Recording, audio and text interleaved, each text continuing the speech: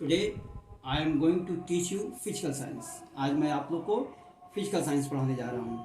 And you know very good that our sent up is knocking at the door. आप लोग को पता है कि सेंटअप आने वाला है एकदम आगे, मैंने सितंबर, अक्टूबर, नवंबर। After 2 months we have to appear for the sent up. And what's your preparation? You have to focus this. What's your preparation? आपकी तैयारी क्या है?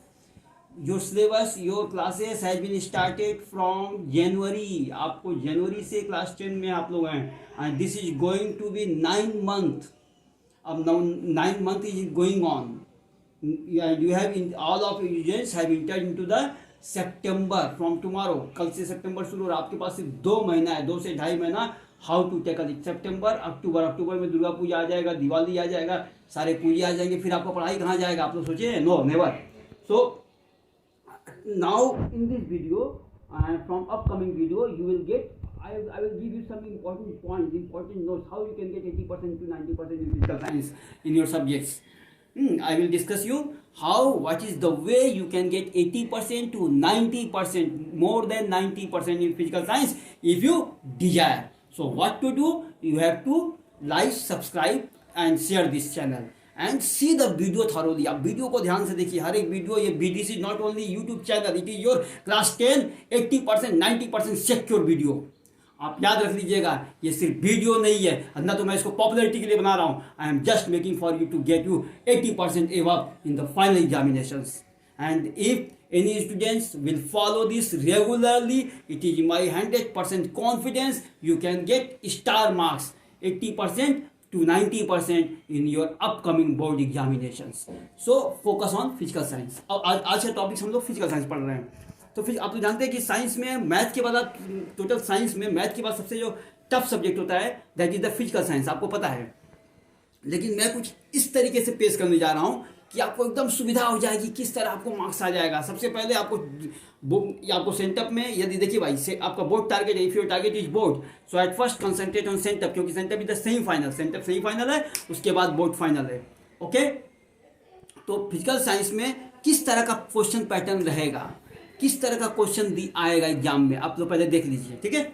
इससे क्या होगा, हम लोग को एग्जाम प्रिपरेशन करने में सुविधा रहेगी। So come on, let's notice on physical science 2017 question paper. ये मैं आपको 2017 का 2017 का क्वेश्चन पेपर दे रहा हूँ, बोर्ड का क्वेश्चन पेपर दे रहा हूँ, ठीक है। और इसको विथ सॉल्व करने के साथ हिंदी मीडियम में भी, हिंदी मीडियम के स्टूडेंट को मैं PDF में दे दूंगा। और even I will give you for the English medium student, both students will get, Hindi medium students and English medium student, both students will cover this. Okay, and in the PDF description you can get all this. So let's focus on this. हम लोग का 90 marks का जो paper रहेगा, ये तो सबको पता है कि फुल मार्क्स होता है 90 मार्क्स। तो 90 मार्क्स का जो पेपर होगा, इसमें ऑब्जेक्टिव क्वेश्चन का भारमार होगा। पहला दे दीजिए 1 into 15 MCQ। You will get the MCQ first. आपको you have to face MCQ, पहले आपको MCQ मिलेगा 1 into 15। ये सारे चैप्टर को मिला के दिया जाएगा, ये 15 मार्क्स का होगा। फिर 1 into 10 21 ग्रुप, ये सब ग्रुप ए चलेगा ये, ठीक है। 1 into 21 SAQ, इसमें भी 1-1 मार्क्स का है। फिजिकल साइंस का पेपर में जब आप सॉल्व करने जाएंगे तो you have to focus only objective question. Your तो target, your target is not for the long lengthy questions, your target should be for objective questions.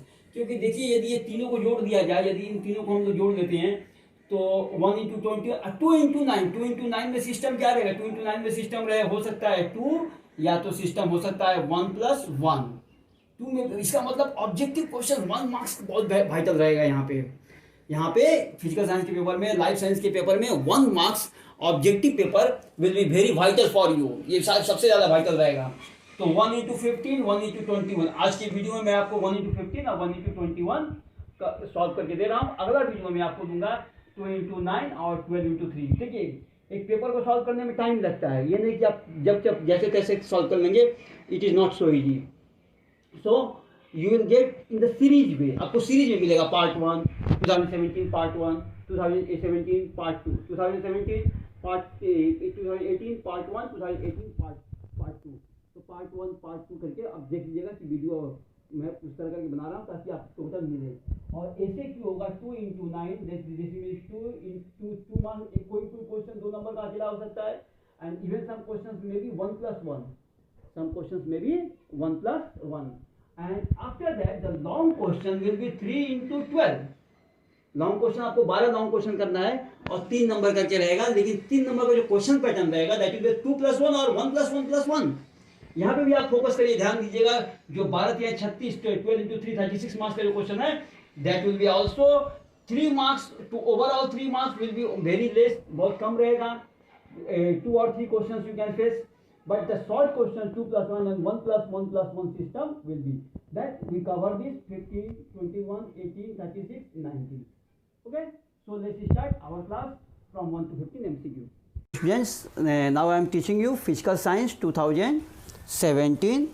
देखिए आप लोग यहाँ पे दिया हुआ physical science 2017। Okay, group A आपको सबसे पहले क्या मिलेगा, ग्रुप ए। तो ग्रुप ए में it should be focus, okay, question should be focus. Multiple choice questions, 4 alternative answers are given for each of the following questions. Write the correct one. MCQ दिया हुआ है, इसमें 4 option है, जो correct होगा आपको सही करना। देखिए Hindi medium, for Hindi medium students I will send you Hindi also. Hindi medium students को हिंदी में भेजूंगा क्वेश्चन विथ आंसर, और इंग्लिश में, लेकिन मैं समझाऊंगा इंग्लिश में, क्योंकि फिजिकल साइंस है ना, हिंदी में बोल दूंगा, आप लोगों को समझ में आ जाएगा, यू विल अंडरस्टैंड, क्योंकि मुझे समझाना भी पड़ेगा। तो एक बार यदि आप लोग समझ लेंगे, if you understand nicely, there will be no any problems. Okay, देखिए 1 into 15 दिया हुआ है, is that clear. MCQ 1 into 15, उसके बाद पीछे हम लोग यदि ओपन करेंगे तो फिर आएगा ग्रुप बी, ये 1 into 21 होगा। ये क्या है, 1 into 21 ग्रुप बी में। ठीक है, देख लीजिए यहाँ तक आपको 1 into 20, फिर आएगा ग्रुप सी 2 into 9, और फिर आएगा ग्रुप डी। इस तरह चार सेक्शन बचा रहेगा पेपर आपका। ओके, ये बहुत ही वाइटल पेपर है, ध्यान दीजिएगा और सॉल्व करना शुरू कीजिए। पहला क्वेश्चन हम लोग का है, which are the following is not a green house gas. इसमें से नीचे का दिया गया कौन सा ग्रीन हाउस गैस नहीं है। पहला ऑप्शन है मीथेन, दूसरा है वाटर वेपर, तीसरा है कार्बन डाइऑक्साइड, चौथा है ऑक्सीजन। तो आपको पता है कि methane, water vapour, carbon dioxide, ये तीनों ही ग्रीन हाउस गैस है, लेकिन ऑक्सीजन नहीं है। सो हम लोग, so you have to put out the correct answer oxygen. Oxygen is not a green house gas. Green house gas जो ग्लोबल वार्मिंग के लिए उत्तरदायी है, जिससे ओजोन परत लॉस हो रहा, loss of ozone atmosphere. Next question 1.2, which are the following is the SI unit of pressure. Pressure की एसआई यूनिट क्या है, आपको पता है, प्रेशर मतलब दबाव, दबाव की एसआई यूनिट क्या है। एसआई का मतलब होता है international system of international system. ठीक है, एसआई यूनिट 3 सिस्टम होता है, CGS system, FPS system and SI system. तो एसआई माने ये इंटरनेशनल सिस्टम होता है, एसआई इंटरनेशनल सिस्टम। तो which is the following is the unit of pressure. तो प्रेशर क्या है, न्यूटन पर मीटर स्क्वायर। क्या होता है, न्यूटन प्रति metre square. Newton per metre square यानी newton to the power minus two the newton metre to the power -2। -2 क्यों, पर मीटर स्क्वायर नीचे में होता है, ये माने न्यूटन पर मीटर स्क्वायर, माने मीटर जो है नीचे में आएगा और उस पर स्क्वायर जाएगा। तो हम बता सकते हैं आपको न्यूटन पर मीटर स्क्वायर, ये होगा इसका न्यूटन पर मीटर स्क्वायर, ये प्रेशर का। तो न्यूटन मीटर टू दी -2, क्योंकि नीचे जो है वो जाएगा ऊपर में, जब नीचे टू दी पावर है ऊपर जाएगा तो -2 हो जाएगा, माइनस पावर हो जाएगा। अगला क्वेश्चन हम लोग आते हैं, vapour density of a gas is 32। किसी भी गैस का वाष्प घनत्व 32 है। Which are the following is molecular weight. इसका मोलिकुलर वेट कितना होगा, आपको पता है vapour density is molecular weight is twice to vapour density. Molecular weight क्या होता है, molecular weight is equal to, आप लोग समझ लीजिए, यहाँ पे आप लोगों को समझ में आ जाएगा, molecular weight is equal to 2 into vapour density, 2 into vapour density. तो मोलिकुलर वेट कितना दिया हुआ है आपका, वेपर डेंसिटी कितना दिया हुआ है, 2 into वेपर डेंसिटी आपका दिया हुआ है 32। तो मोलिकुलर वेट कितना होगा, क्वेश्चन है मोलिकुलर वेट कितना होगा। तो कितना हो जाएगा, वेपर डेंसिटी यदि कितना है 32 दिया है, तो इसका मोलिकुलर वेट कितना होगा, दुगना होगा, यानी कितना हो जाएगा 64। कितना हो जाएगा 64। ये 16 नहीं मत करिएगा, गलती से दे दिया है, 64 होगा यहाँ पे। कितना होगा, मोलिकुलर हो जाएगा 64, क्योंकि वेपर डेंसिटी मोलिकुलर वेट में क्या रिलेशन है याद रखिएगा, molecular weight and vapour density में रिलेशन है, molecular weight equal to 2 into vapour density. तो वेपर डेंसिटी दिया हुआ है 32, तो उसका मोलिकुलर वेट कितना हो जाएगा 64। Is that clear, I hope you understand. Next, which are the following does the thermal conductivity of a metal depend. किसी भी धातु का थर्मल कंडक्टिविटी किस बातों पे डिपेंड करता है, टेम्परेचर पे, लेंथ पे, nature of the material, area of the cross section. तो टेम्परेचर पे तो सभी करेगा, लेंथ पे भी नहीं सब करता है, एरिया ऑफ क्रॉस सेक्शन भी सबका अलग अलग होता है। तो मेटल के nature of the material, aluminium होगा तो ज़्यादा उसका पावर होगा, ठीक है, अल्मुनियम होगा तो अल्मुनियम से ज़्यादा पावर होता है कॉपर का। तो जैसा मैंने धातु रहेगी, मेटल रहेगा, उस हिसाब से उसका। तो on which are the following does the thermal conductivity of metal depend, किसी मेटल का थर्मल कंडक्टिविटी किस बातों पे निर्भर करता है, नेचर ऑफ द मटेरियल के नेचर पे। What is the relation between the radius of curvature and focal length of a mirror, किसी भी मिरर का आईने का, ठीक है ना, ऐनक का फोकल लेंथ और रेडियस ऑफ कर्वेचर में क्या रिलेशन होता है। तो F इक्वल टू R/2, देखिए आपको 4 ऑप्शन दिया है, F equal to 2R, focal length equal to double to radius, no, focal length equal to half of the radius का आधा होता है, और F equal to R/3, no, F 3/2 ये भी तो नहीं है। तो इसका मतलब F इक्वल टू R/2, सही आंसर क्या होगा, focal length equal to half of radius of curvature.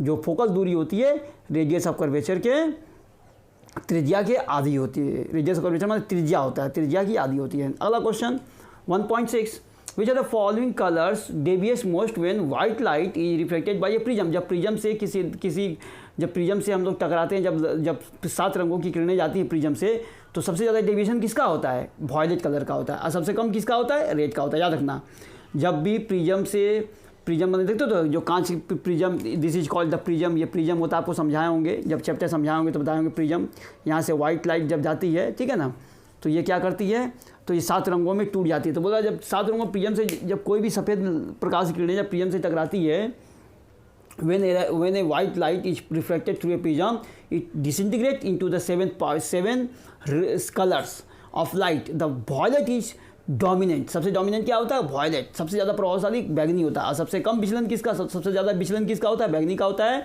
और सबसे ज़्यादा विचलन किसका, सबसे ज़्यादा विचलन बैगनी का होता है। और सबसे कम विचलन किसका होता है, डेविएशन रेड का होता है। Which of the following physical quantities represents ampere, इसमें एम्पियर किसको रिप्रेजेंट करता है, ampere equal to I equal to V into I is equal to I माने flow of current, I equal to volt by time, volt into time. तो I माने flow of current is equal to V into T, ठीक है ना। इसका मतलब क्या होगा, ये वोल्ट माने कुलम किसकी यूनिट है, कुलम वोल्ट की होती है, समय की इकाई क्या है, टी। तो हम लोग का option A will be right answer, I is equal to V into T. You have to focus. Resistivity of the which of the following decreases with increase in temperature, किसकी रेजिस्टिविटी जो है तापमान के बढ़ने से, रेजिस्टिविटी का मतलब होता है आपको ये प्रतिरोधिकता की, तो किसकी प्रतिरोधिकता जो है तापमान के बढ़ने से कम हो जाती है। तो कंडक्टर माने चालक की, सेमी कंडक्टर अर्धचालक की, सुपर कंडक्टर माने बहुत अच्छी चालक की, इंसुलेटर मतलब जो इंसुलेट करता है, जैसे रॉड होते हैं, ग्रेफाइट रॉड होते हैं, this is all the insulator. बताया था कैथोड एनोड होता है, दिस इज द इंसुलेटर, ठीक है। तो सेमी कंडक्टर की resistivity of the which of the following decreases, किसकी रेजिस्टिविटी घटती जाती है तापमान के बढ़ने से, सेमी कंडक्टर अर्धचालक की। अर्धचालक जैसे सिलिकॉन हुआ, हाँ, चांदी जो है सुपर कंडक्टर होता है। सुपर कंडक्टर किसको बोलते हैं, चांदी, कॉपर, इधर सुपर कंडक्टर, ये बहुत तेज़ी से इसमें फ्लो ऑफ इलेक्ट्रॉन का होता है, the flow of electric current is very high.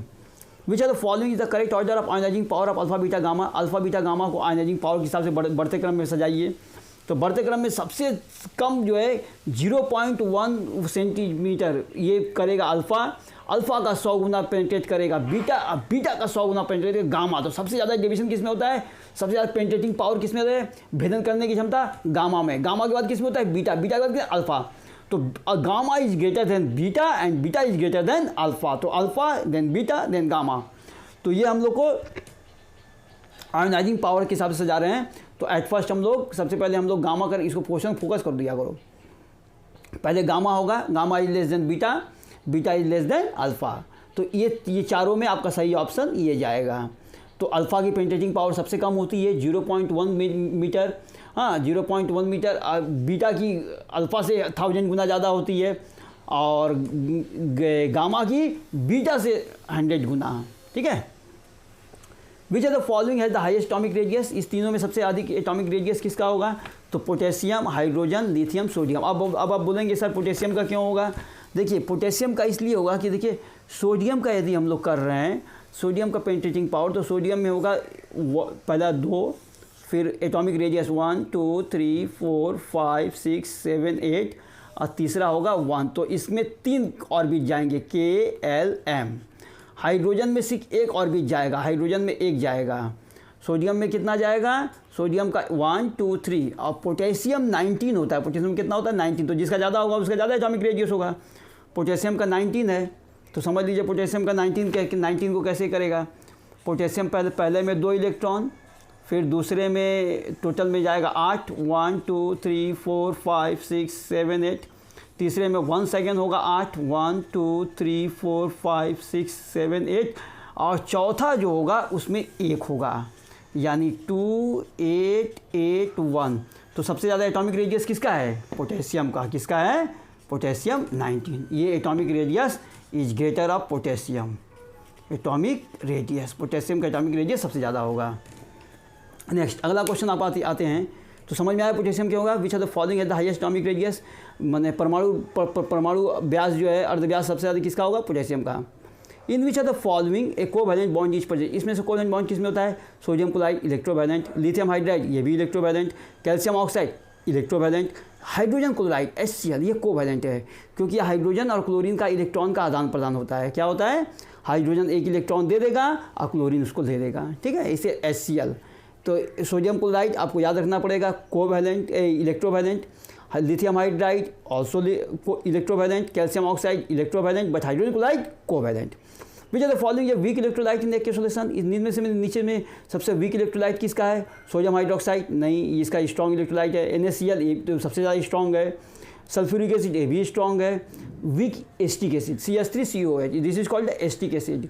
CH3COOH this is called the acetic acid, जिसको हम लोग एसिटिक एसिड बोलते हैं। तो this is called the weak electrolyte. आपको याद रखना पड़ेगा which is the weak electrolyte and which is the strong electrolyte. Which are the following is use to dry moist ammonia, ammonia को शुष्क करने के लिए किसका प्रयोग किया जाता है? विच आर द फॉलोइंग, नीचे में से किस पदार्थ को यूज़ किया जाता है अमोनिया को सुखाने के लिए? तो कॉन्सेंट्रेटेड सल्फ्यूरिक एसिड नहीं, बिल्कुल नहीं। P2O5 ये भी नहीं, CaCl2 ये भी नहीं, कैल्शियम ऑक्साइड। जब आप अमोनिया आप पढ़ेंगे, आपको मैं अमोनिया के बारे में समझाऊंगा तो बता दूंगा ऐसा क्यों होता है, ठीक है ना। ये फास्फोरस पेंटाऑक्साइड को प्रयोग नहीं करेंगे क्योंकि अमोनिया टूट जाएगा, अमोनियम हाइड्रोक्साइड बन जाएगा, इसीलिए कैल्शियम ऑक्साइड का प्रयोग किया जाता है। बहुत इंपॉर्टेंट क्वेश्चन है। Which are the following is an ore of aluminium, इनमें से अल्मोनियम का ओर कौन है? आयस कौन है? बॉक्साइट। हेमेटाइट ये आयरन का होता है। मेलेचाइट ये दूसरे चीज़ का होता है। कैल्कोपाइराइट्स ये भी आयरन का होता है। लेकिन बॉक्साइट माने Al2O3, बॉक्साइट का सूत्र क्या होता है? Al2O3 याद कर लीजिएगा, मैं भी याद पूछ सकता है। और अंतिम क्वेश्चन आपका आ रहा है, which are the following is the functional group of aldehyde. नीचे से अल्डिहाइड का फंक्शनल ग्रुप क्या है? OH नहीं, OH में अल्कोहल ग्रुप है। CHO ये भी नहीं। CO ये कार्बोक्सिलिक ग्रुप है, CO माने कार्बोक्सिलिक ग्रुप। और COOH ये है अल्डिहाइड ग्रुप, याद रखिएगा। ये OH किसका है? ये आपको OH अल्कोहल का होता है, ओनली अल्कोहल, ठीक है ना। CHO ये आपका कार्बोक्सी ये इसका भी नहीं होगा, CHO ये दूसरा चीज़ है। ये कार्बोक्सिलिक ऑक्साइड है। और ये है COH, ये है अल्डिहाइड का, जिसमें COOH हाइफेन माने ये C। I hope you understand this point very nicely, and the next video I will discuss group B।